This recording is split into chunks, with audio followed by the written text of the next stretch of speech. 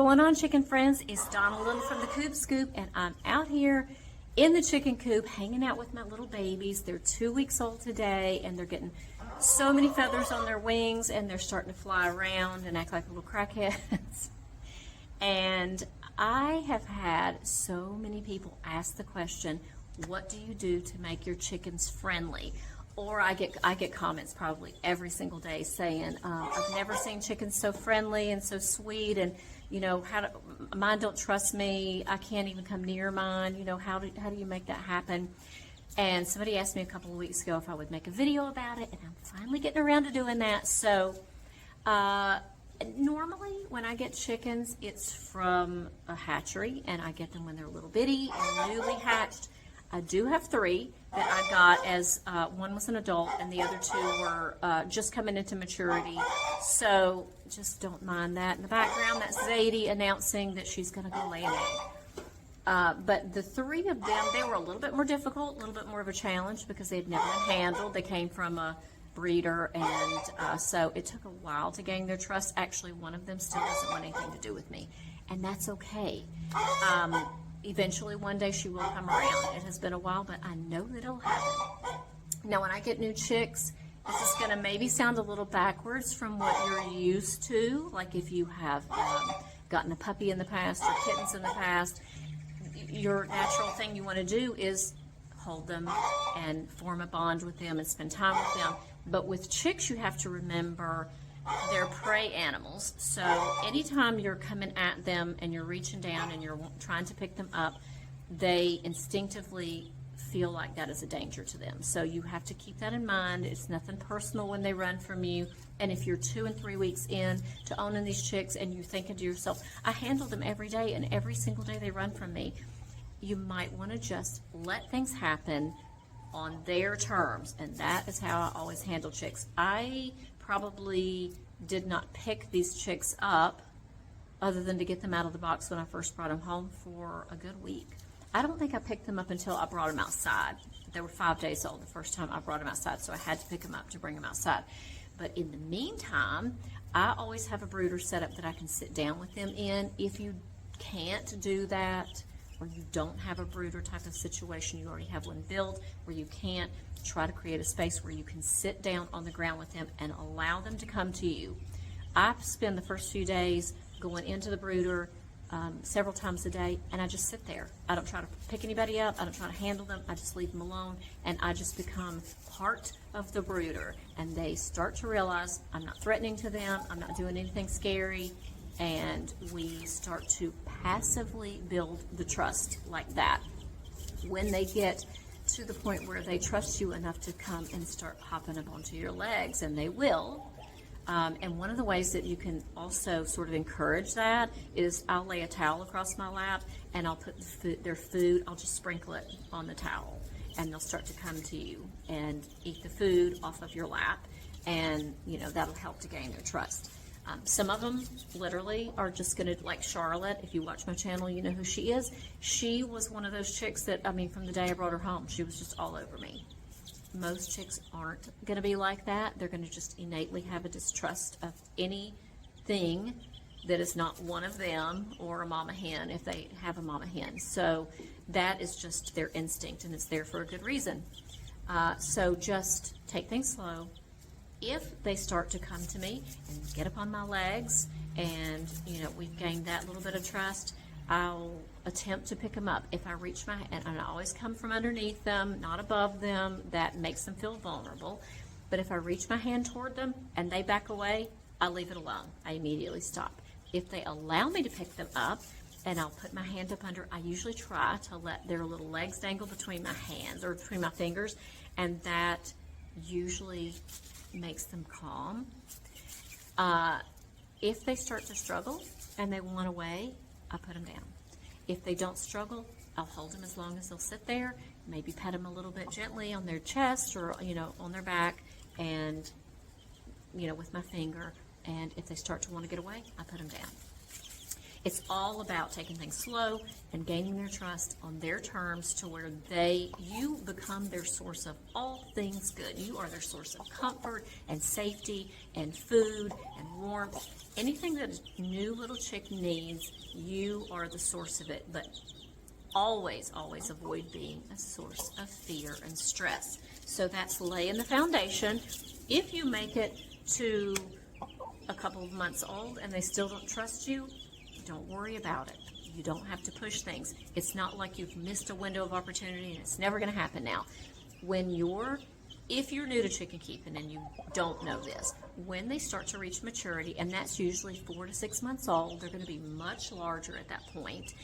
They're going to start to get ready to lay eggs, and when they start to get ready to lay eggs, they do a submissive squat. And if you've never seen it before, you might, walk close to one of your hens, or they're going to be pullets at that point, and they'll just squat down and freeze. And you might think, what the heck is my chicken doing? But that is their instinctive, their body is telling them that they're getting prepared for a rooster to mount them to fertilize the eggs that they're going to lay. And they'll squat for the rest of their lives anytime you approach them. So that is an opportunity that you can take advantage of to get your hands on them, because they'll squat and freeze. I don't lean down over them and pet them. I squat down with them. I put my hands up underneath them, and I just gently rub their sides, maybe give them a little scratch, say something in a soft voice to them, and then I'll leave them alone. That has probably made, I would say 50% of my chicks get to that point before they want to be handled. And that will usually make them start to make that connection. This person puts her hands on me, and you can do it every time you pass by them because they're going to squat, and nothing bad has happened. Actually, something good happened. My chickens will line up for that. They absolutely love to be scratched up underneath their wings. So that's another opportunity. There are some chickens that are going to still make a run for it. And Lindy, my little white cochin, who I just adore, and she is the cutest thing. I just wanted to hold her, and she wanted nothing to do with me. She would still, even with the squat, she would still bolt away from me. Well, fortunately, little Lindy, depending on how you look at it, went broody. She's actually been broody about 4 times. And if you're new to chicken keeping, again, that is going to just mean that they think that they want to raise chicks, and they're going to sit on that nest until the chicks hatch. And I don't have a rooster, so we're never going to have chicks. And also, when it's in the heat of summer, a lot of times they'll just stay in the nest nonstop, and they don't take themselves out of the nest to drink some water. So like right now, it's in the 90s. If I have a broody, and I've got 2 right now, I take them out several times a day. If it's one of your touch-me-nots, and that's what I call them, then that is an opportunity. Take advantage of it. I would pick Lindy up out of that nest box probably 4 or 5 times a day, and I'll always make it a good experience. I would talk very softly to her. I would give her a little bit of loving, a little bit of pets, and then take her over to the water bowl and give her maybe a nice little cold treat, some sort of berries or some watermelon, and put her in front of the water bowl. And even though she's broody and cranky about being taken out of the nest box, I made it as positive an experience as I possibly could. There's always going to be opportunities. So you can sometimes create opportunities. One of the things that I've done with a few of mine is I would bring them a nice cold treat when it's warm, and I don't just throw it out into the yard. I'll, hold it in my hand. If it's a big slice of watermelon or handfuls of berries or something, then they have to come to me if they want to get it, or they're going to miss out. And sometimes it takes 2 or 3 times of that before they start to go, well, no one else is scared. They're a lot smarter than people give them credit for. So they start to make that connection. All my little flock mates trust this person, and they'll start to come up to you to get that treat because they can't get it any other way. So create opportunities. Don't push them, especially when they're chicks. You want to have those building blocks, that foundation of never being seen as something that's to be feared or stressful. So if you are somebody watching this video and you have had chickens also for years and you have some other tips or tricks, put it in the comments, because there are a lot of people that are new to chicken keeping, and any little tips that you can give would be welcome, because I have probably forgotten a lot of things.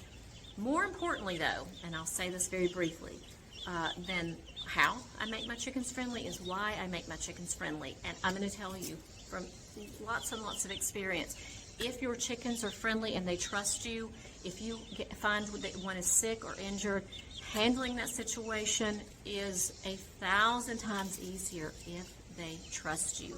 You also don't want to have a sick hen and you have to stress them out further by chasing them down. If you have an injury that needs to be handled immediately, they feel very vulnerable when they're sick or injured, and you don't want to make it worse by scaring them and having to chase them around.